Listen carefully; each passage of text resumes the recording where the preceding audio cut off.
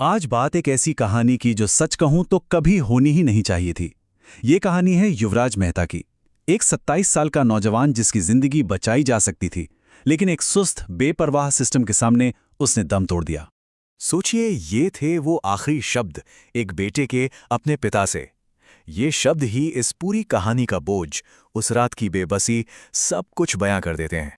तो चलिए चलते हैं उस रात में, समझते हैं कि आखिर हुआ क्या था। एक बिल्कुल मामूली सा सफर कैसे एक भयानक हादसे में बदल गया। रात के करीब 12:30 बजे थे। युवराज एक टेकी अपना काम खत्म करके गुरुग्राम से नोएडा में अपने घर लौट रहा था। बाहर घना कोहरा था, जैसा कि सर्दियों की रातों में अक्सर होता है। सब कुछ बिल्कुल नॉर्मल था, लेकिन फिर उसकी कार सड़क से उतर गई। और गिरी भी तो कहां, घर से सिर्फ 1 किलोमीटर पहले एक 70 फुट गहरे गड्ढे में। और ये कोई ऐसा वैसा गड्ढा नहीं था। इसमें न लाइट थी, न कोई बैरिकेड, और ये बर्फीले ठंडे पानी से लबालब भरा हुआ था। मतलब एक खुला मौत का कुआं। और यहीं पर यह कहानी एक बहुत ही दर्दनाक मोड़ लेती है। क्योंकि पता है क्या, उस गड्ढे में गिरने से युवराज की मौत नहीं हुई थी। असल कहानी तो अगले 90 मिनटों में लिखी जानी थी। और वही इस पूरे वाक़े का सबसे दहला देने वाला हिस्सा है। तो ये हैं वो 90 मिनट। देखिए, 12:30 बजे कार गड्ढे में गिरी। युवराज बच गया था। वो किसी तरह कार की छत पर चढ़ा और उसने अपने पापा को फोन किया मदद के लिए। करीब 10 मिनट बाद उसने अपनी लोकेशन भी शेयर की। कोहरा इतना था कि वो अपने फोन की टॉर्च चलाकर इशारा कर रहा था। 1 बजे तक पुलिस और फायर ब्रिगेड की टीमें भी मौके पर पहुंच गईं। सब ठीक लग रहा था, है ना? लेकिन फिर 1:45 बजे एक आम नागरिक, एक डिलीवरी वाला पानी में कूदता है उसे बचाने के लिए। और 2 बजते बजते युवराज की आवाज बंद हो जाती है। उसके फोन की लाइट भी बुझ जाती। यहां पर फर्क देखिए, एक तरफ थी ऑफिशियल रिस्पॉन्स, मतलब हमारी ट्रेंड टीमें, और दूसरी तरफ एक आम नागरिक।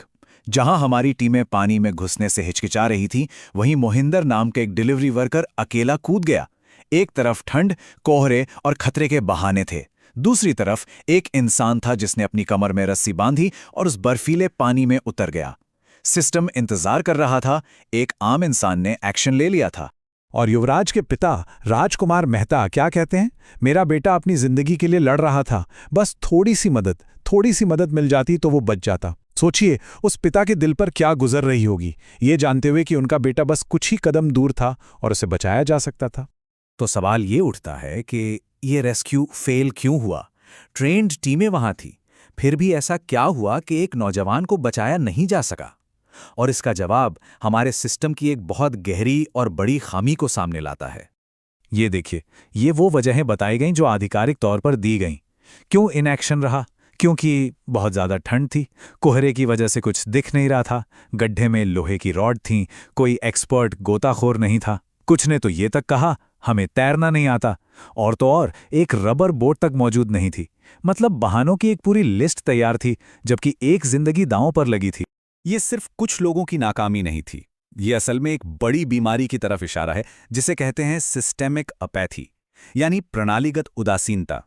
ये एक ऐसी हालत है जब पूरा का पूरा सिस्टम ही लोगों की सुरक्षा, उनकी भलाई को लेकर बेपरवाह हो जाता है। उसे कोई फर्क ही नहीं पड़ता। और इसका नतीजा अक्सर ऐसे हादसे होते हैं जिन्हें टाला जा सकता था। वहां मौजूद एक आई विटनेस ने जो कहा, वो शायद इस पूरी स्थिति को सबसे अच्छे से बयां करता है। उन्होंने कहा, ये कोई हादसा नहीं है, ये एक नाकामी है। सीधी और सच्ची बात। अब कहानी में एक और परत खुलती है, और वो ये कि ये जो मौत का गड्ढा था, ये कोई रातों रात नहीं बना था। ये कोई अनजाना खतरा नहीं था। पूरे 3 साल सोचिए, 3 साल तक ये खतरनाक गड्ढा ऐसे ही खुला पड़ा रहा। ना कोई बैरिकेड, ना कोई साइन बोर्ड, और पानी से भरा हुआ। 3 साल तक ये खतरा सबके सामने था और किसी ने कुछ नहीं किया। और ऐसा नहीं है कि किसी ने चेतावनी नहीं दी। युवराज की मौत से सिर्फ 15 दिन पहले उसी जगह पर एक ट्रक गिरा था। ड्राइवर को एक आम नागरिक ने बचाया, कोई ऑफिशियल एक्शन नहीं लिया गया। करीब 1 साल पहले एक और कार का एक्सीडेंट हुआ। परिवार तो बच गया, पर गाड़ी पूरी खत्म हो गई। और वहां के लोग लगातार शिकायतें कर रहे थे, लेकिन उनकी आवाज, उनकी चेतावनियों को पूरी तरह से नजरअंदाज कर दिया गया। ये एक ऐसा हादसा था जो होने का इंतजार कर रहा था। और फिर युवराज की मौत हो जाती है, और अचानक वो सिस्टम जो सालों से सो रहा था, वो जाग जाता है, एकदम से हरकत में आ जाता है। और देखिए क्या क्या हुआ। नोएडा अथॉरिटी के सीईओ को हटा दिया गया, बिल्डर को गिरफ्तार कर लिया गया, एफआईआर भी हुई, एक जूनियर इंजीनियर को नौकरी से निकाल दिया गया, जांच के लिए एसआईटी बना दी गई और हाँ, उस खतरनाक गड्ढे पर आखिरकार बैरिकेड भी लगा दिए गए। वो सारे काम जो एक जान जाने के बाद हुए, अगर पहले हो जाते तो शायद आज हम ये बात ही नहीं कर रहे होते। तो सवाल सीधा है, ये फुर्ती, ये तेजी, ये एक्शन, ये सब तब कहाँ था जब युवराज अपनी जिंदगी के लिए लड़ रहा था? जब एक जान दांव पर लगी थी तब ये सिस्टम स्टैंड बाय मोड पर क्यों था? और ये हमें एक बहुत बड़े सवाल पर लाकर छोड़ देता है, एक ऐसा सवाल जो सिर्फ इस घटना के बारे में नहीं बल्कि हम सब के बारे में है। आखिर किसी जिंदगी के खो जाने के बाद ही हमें उसकी कीमत क्यों समझ आती है? उसे बचाने के लिए खोने से पहले हमें और कितने सबूतों की जरूरत पड़ेगी?